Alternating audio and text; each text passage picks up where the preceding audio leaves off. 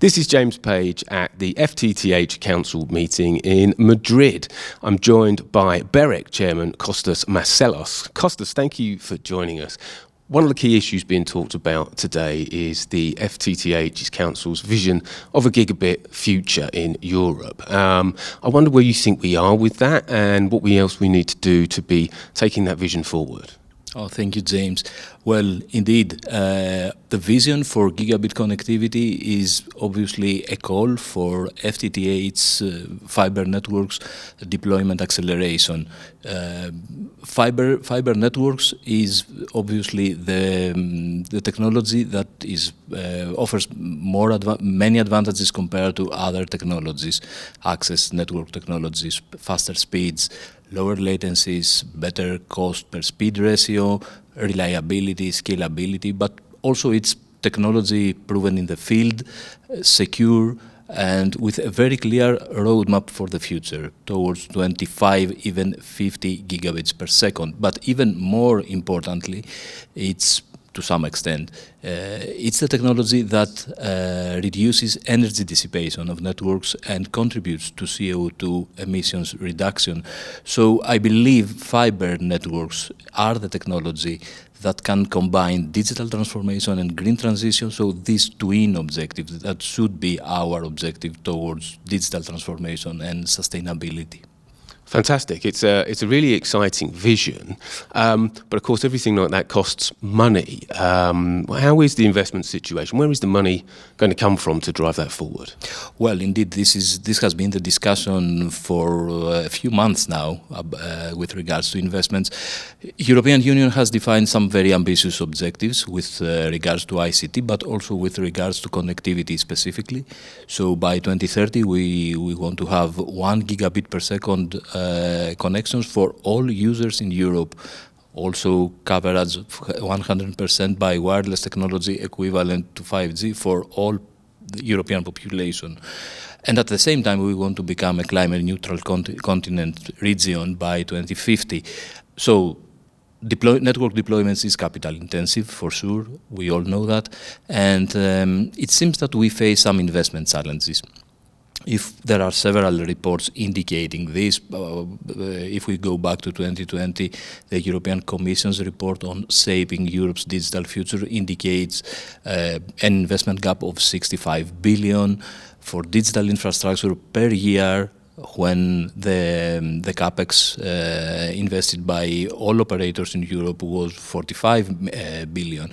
Even in the exploratory consultation of the European Commission, which is currently in progress, there are some data indicating that we might need 170 to 180 billion euros to reach these connectivity objectives. So this is indeed a big challenge, and we need regulatory and policy action to address this.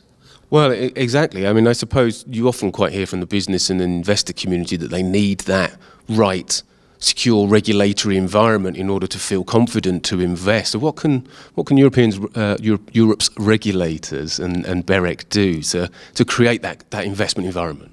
Well, I think a stable, predictable regulatory environment is key to attract investments. We need to address two main directions. One is to create an environment that can attract investment, and on the other hand, we need to also address the demand side. So what we want to do, we want to deploy networks that are financially sustainable in the long term, so safe for investments, but on the other hand, we want them to be economically accessible by the citizens. So we want to build networks to be used by the citizens.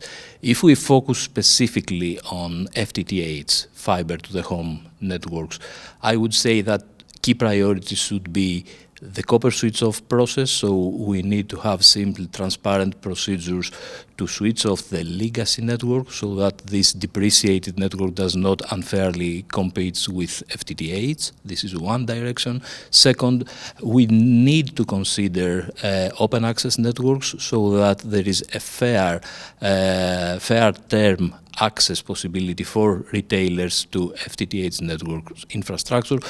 We don't want to duplicate multiple times networks in some regions which have commercial interest, but we have no network in some less commercially interesting regions.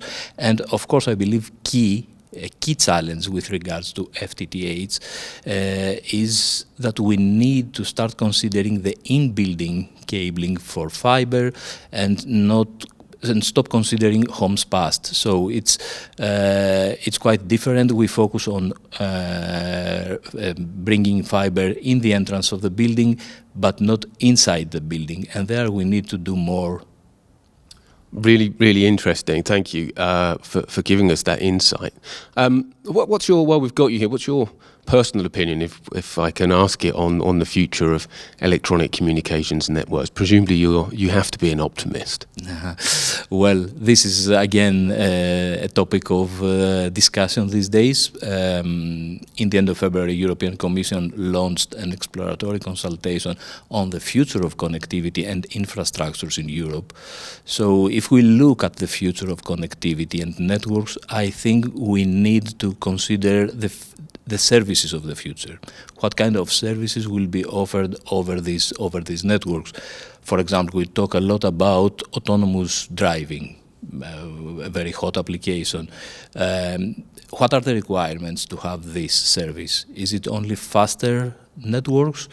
Maybe not. We want to, if we consider autonomous cars, we realize that these cars should be connected 90% of their routes in the network, and this means we need network to be predictable and this service to be continuous. If we consider, for example, telemedicine or e-health applications, is it only higher speeds that we need? No. Again, we need predictable networks with continuity, but at the same time reliability and resiliency. So we need multiple data paths between the doctor and the patient. So to conclude, I would say that we don't only need high speeds, we need also quality of service in other with regards to other characteristics of the networks. And this means that we might have to reconsider the best effort type of networks we have today. Maybe best effort is good for some applications, but for some specialized applications is not good enough. And of course, this does not mean that in the future our networks should not be open and neutral, but we need to realize that part of the network will have to be quality of service oriented and not only best effort. Really, really interesting, and would love to have some more time to talk to you. Maybe we'll get you back for more, because that was a lot of ground covered in a short space. But Kostas, fantastic to talk to you. Thank you for helping to explain some of that, and I hope you have a great conference. Thank you, James.